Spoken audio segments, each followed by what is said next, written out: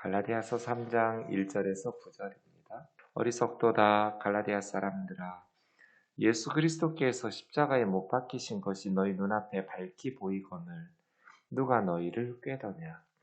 내가 너희에게서 다만 이것을 알려 하노니 너희가 성령을 받은 것이 율법의 행위로냐 혹은 듣고 믿음으로냐. 너희가 이같이 어리석으냐. 성령으로 시작하였다가 이제는 육체로 마치겠느냐. 너희가 이같이 많은 괴로움을 헛되이 받았느냐. 과연 어때냐.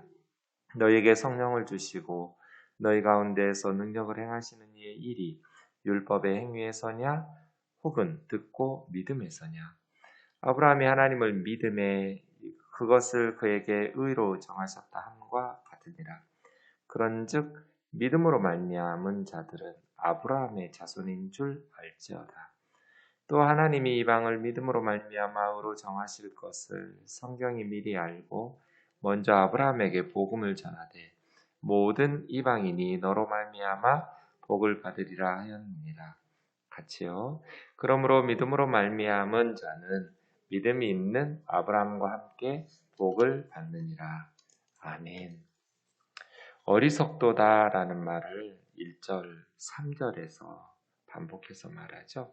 어리석도다 갈라디아 사람들아, 너희가 이같이 어리석으냐. 왜요? 예수 그리스도께서 십자가에 못 박히신 것이 너희 눈앞에 밝히 보이는데 누가 너희를 꾀더냐는 것이죠. 예수님의 십자가는 그냥 조그만 사건이 아니었죠. 공적으로 누구도 부인할 수 없는 사건으로. 근데 할례 받고 율법 지켜서 구원을 받을 수 있다면 예수님이 십자가에서 왜 죽으세요? 그냥 사람들 다 포경수술 시키고 할례 받고 율법 지키라고 하죠. 근데 그렇게 사람이 의롭게 될 수 없기 때문에 하나님께서 예수님을 세상에 보내주신 거잖아요. 예수 그리스도께서 십자가에 못 박히신 것이 너희 눈앞에 밝히 보이거늘 왜 100km 넘게 경부고속도로를 달려도 큰 광고 간판으로 써 붙인 건 뭐라고 썼는지 다 보이잖아요. 밝히 보인다는 건 그런 뜻이에요. 큰 광고판에 명확하게 써서 누구라도 다 알아볼 수 있도록 그렇게 공공연히 걸린 사건인데 누가 부인할 수 있어요? 그런데 누가 너희를 유혹해서 예수 그리스도를 믿는 믿음으로 말미암아 의롭다함을 얻을 수 있다고 우리가 전하고 가르치고 너희에게 그렇게 복음을 전해서 너희가 하나님의 백성이 되었는데 이제 와서 육체로 율법을 준수하고 할례를 받음으로 의롭다함을 얻고 구원을 받는다고 미혹하는 자들에게 이렇게도 속히 빨리 넘어가냐는 거예요. 2차 대전 후에 독일의 목사님들이 비슷한 말을 했어요. 정말 어처구니 없는 사건이잖아요. 어떻게 무슨 미개한 나라도 아니잖아요.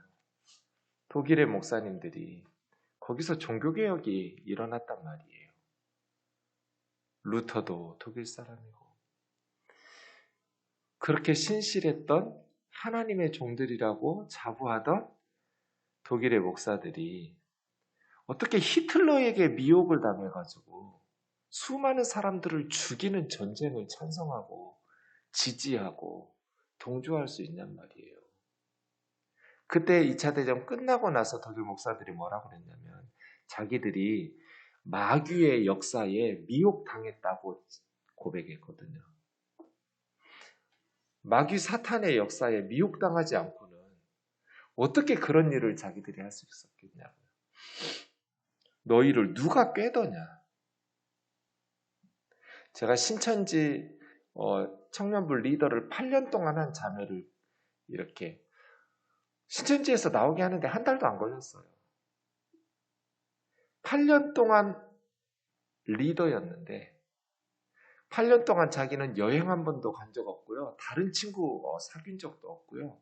그냥 직장 생활하고 에브리데이 신천지를 위해서 살았어요. 에브리데이. 자신의 모든 삶을 신천지에 헌신하면서 살았어요.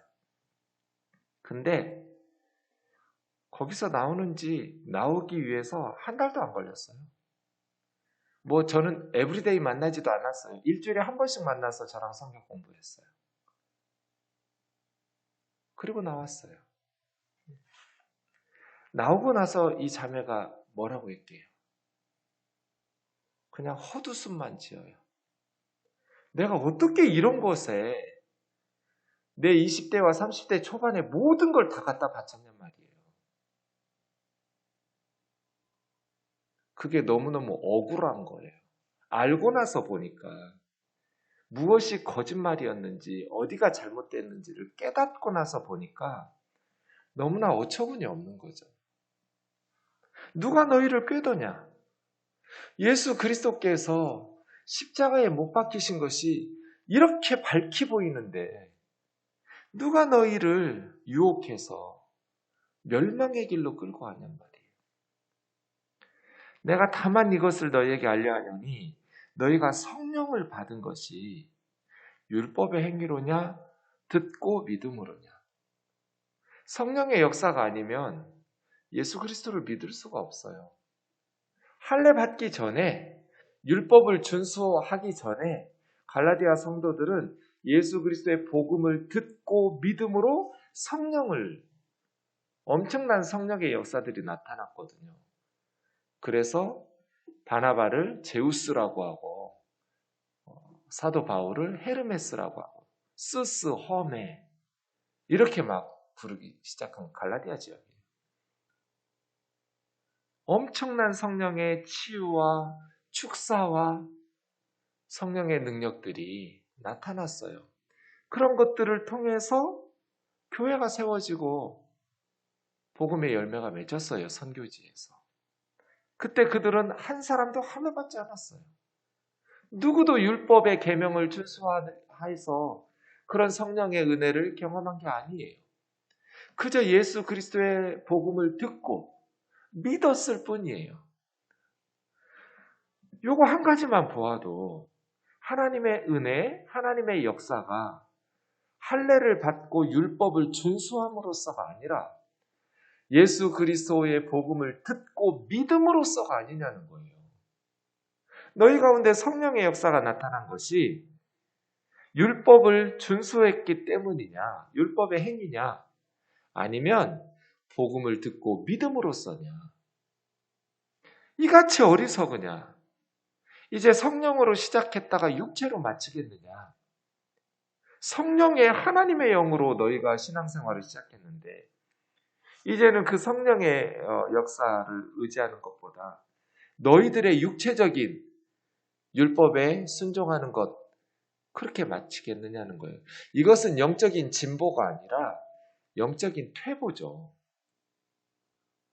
아니 대학원까지 마친 사람이 다시 유치원에 가서 유치원 선생님들한테 배우겠다고 하는 게 이게 말이 돼요? 그건 진보가 아니라 퇴보죠. 어리석은 것이죠. 그러니까 누구도 그렇게 안 하죠. 너희가 이같이 많은 괴로움을 헛되이 받았느냐? 과연 헛되냐? 예수 그리스도를 믿고 복음으로 이렇게 개종할 때 갈라디아 성도들은 엄청난 박해를 받았어요. 많은 괴로움을 감당해내면서 여러분 어느 지역에서든지 최초의 복음화되는 사역은 정말 격렬한 사탄의 저항이 있죠. 우리나라도 그랬지만 5,000년 우상 숭배했고 1700년 불교와 유교에 찌들어 있던 백성들이 사탄이 순순히 예수님 믿으라고 내주겠어요?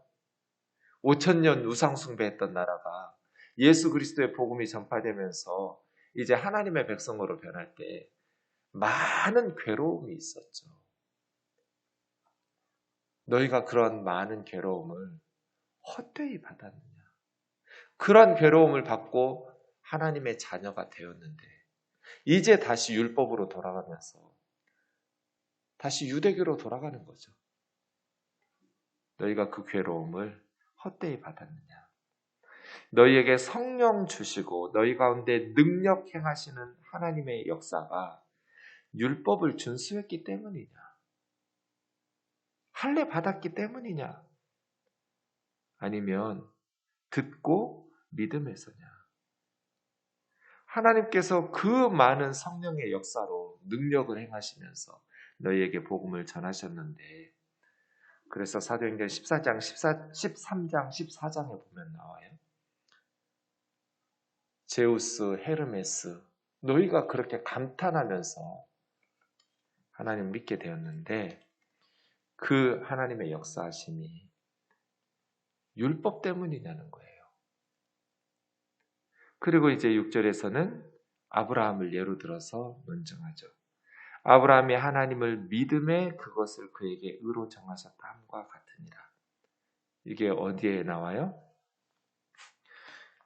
여러분 성경을 이해할 때 특히 로마서와 갈라디아서를 이해할 때 분명히 알아야 될 구약에 인용하는 구절들이 있어요. 그 중에 하나가 창세기 15장 6절이에요. 하박국 2장 4절도 있고요. 오직 의인은 믿음으로 말미암아 살리라 하는 하박국 2장 4절하고 창세기 15장 6절 아브라함이 하나님을 믿음에 그 아브라함의 믿음을 하나님께서 의로 여기셨다는 것이죠. 창세기 15장 6절에서 이신칭의가 나와요. 아브라함의 믿음을 의롭다고 하시는. 할례는 몇 장에 나와요? 믿음으로 의롭다고 아브라함에게 말씀하신 건 15장이에요.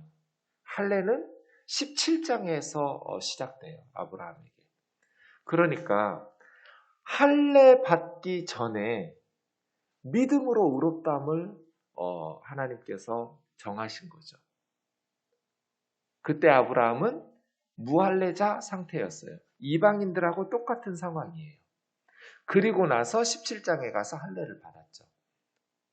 그래서 아브라함은 할례 받기도 전부터 하나님을 믿는 그의 믿음을 하나님께서 아브라함의 의로 여기셨다. 이 신칭의예요. 아브라함의 믿음을 하나님께서 의롭다고 의로운 존재가 된 것이 할례 때문이 아니라 믿음 때문이었다라는 것이죠. 네. 아브라함은 아무것도 할 수 없음을 알면서도 하나님을 믿었거든요. 하늘의 별들 봐라. 너의 후손이 저렇게 많아질 거야. 그 말씀 듣고 아직 임신한 게 아니에요. 그럼에도 불구하고 하나님을 믿고 신뢰했어요. 그 믿음을 하나님께서는 의롭다고 하셨어요. 그러면 아브라함은 할례 받아서 의로운 게 아니잖아요. 의로워진 게. 율법 지켜서 의로워진 게 아니잖아요. 믿음으로 의로워진다면 할례 받은 유대인이나 할례 받지 않은 이방인이나 똑같이 믿음으로 아브라함처럼 의롭게 되고 똑같이 할례 안 받았어도 아브라함처럼 하나님 앞에서 의롭다 인정받을 수 있다는 거잖아요. 하나님께서 이방인들에게도 믿음으로 말미암아 의로 정하실 것을 성경이 미리 알고 아브라함에게 먼저 복음을 전하시면서 모든 이방인이 너로 말미암아 복을 받으리라고 하셨느니라. 네, 창세기 12장 3절에 천하 만민이 너로 말미암아 복을 얻을 것이다. 유대인들만 아니고 할례 받은 자들만 아니고 모든 민족이 아브라함을 통해서 복을 받을 것이다. 이것이 하나님의 약속이잖아요. 그러므로 믿음으로 말미암는 자는 믿음 있는 아브라함과 같이 복을 받을 것이다. 할례 받아야만 아브라함의 후손이 되고 아브라함이 받은 하나님의 복을 함께 받는 것이 아니라 믿음으로 아브라함처럼 하나님을 믿음으로 말미암아 의롭다함을 받고 하나님의 백성이 되고 하나님께서 아브라함에게 복을 주신 그 복을 함께 받을 것이다. 그러니까 할례는 이 사람이 하나님의 백성이라고 증표를 준 거지, 할례가 하나님의 백성을 만들고 의롭다함을 부여하는 조건이 아닌 거예요. 하나님을 믿을 때 그것이 하나님의 백성이고 의롭다함을 얻는 거예요. 하나님을 믿음으로 하나님의 백성 되고 의롭다함을 얻은 사람이 할례를 통해서 하나님의 백성이라고 표시를 하는 거예요. 지금은 이제 세례죠. 세례가 믿음이 없는 사람 세례 받았다고 해서 하나님 백성 되는 게 아니잖아요. 예수 그리스도를 믿는 믿음의 사람이 하나님의 자녀가 되고 의롭다함을 얻었는데, 이 사람이 하나님의 백성이라고 예수 그리스도를 영접하고 예수 그리스도를 믿었다고 고백하면서 세례를 베풀므로써 공적으로 선언하는 거잖아요. 세례받지 않으면 천국에 못 가요? 하나님의 자녀 되지 못하고 의롭다함을 얻지 못하나요? 예수 그리스도를 믿었어요. 돌아오는 주일에 세례 받으려고 했어요. 근데 그 전에 주님이 재림하셨다면 세례 못 받은 사람, 예수님은 믿었지만 그 사람은 무슨 천국에서 불이익을 당하나요? 의롭다함을 얻지 못하나요? 하나님의 백성이 될 수 없나요? 아니잖아요. 세례가, 할례가 하나님의 백성을 만드는 게 아니에요. 의롭다함을 얻게 하는 것도 아니지요. 세례는 주님께서 하나님의 백성에게, 만국 백성에게 복음을 전하고 세례를 베풀라고 하셨으니 중요한 예식인 건 틀림없지만, 예수 그리스도의 복음을 듣고 믿는 자들에게 세례를 베풀죠. 의롭게 된 자들에게 세례를 베푸는 거지. 세례를 받지 않으면 의롭게 되지 못하고 구원받지 못하고 하나님의 자녀가 되지 못하기 때문에 세례를 받으라고 하는 건 아니라는 거예요. 할례도 마찬가지, 율법도 마찬가지예요.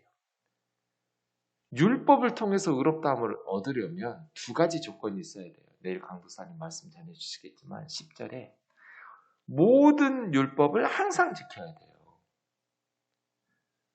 모든 율법을 항상. 율법 한 가지 어기면 어떻게 돼요? 10계명 9개 지켰는데 하나 어겼어요. 그러면 율법으로 의로워질 수 있나요? 아니에요. 모든 율법 지켜야 돼요. 항상 지켜야 돼요. always. 어제까지 지켰는데 오늘 어겼어요. 그러면 율법으로 의롭게 될 수 없어요. 그러니까 저주 아래 있는 거하고 똑같아요. 그게 안 되니까 하나님께서 우리 죄를 위해서 예수 그리스도를 십자가에 내어 주신 거잖아요. 율법으로 의롭다함을 얻을 수 있는데, 할례 받으면 하나님의 백성 되는데 예수님은 뭐하러 십자가에 달리셔요? 바른 복음, 바른 믿음, 예수 그리스도의 십자가와 부활의 복음에 어떤 것도 첨가시키면 안 돼요. 이 은혜의 복음에. 그런데 계속 이단들은 안식일을 지켜야 된다, 유월절을 지켜야 된다, 이런 것들을 계속 구원의 조건으로 추가시키면서 자기 집단만 구원을 받는다고 사람들을 협박하고 공포에 떨고 두려움에 떨게 해서 재림과 임박한 종말론들을 가지고 성도들을 착취하고 자신들의 종으로 만들죠. 영적인 무지와 어리석음은 영원한 파멸이에요. 기도하겠습니다. 하나님 아버지, 바른 복음, 바른 성경 해석으로 우리 주 예수 그리스도만을 붙잡게 하시고 우리 주 예수 그리스도만을 높이게 하옵소서. 어떤 인간도, 어떤 세상의 것들도 의지하지 말게 하시고 높이지 말게 하시고 오직 우리 주님만 붙들게 하시고 우리를 위하여 그리스도께서 십자가에 못 박히신 것만 자랑하는 믿음의 사람들 되게 하여 주옵소서. 예수님의 거룩하신 이름으로 기도하옵나이다. 아멘.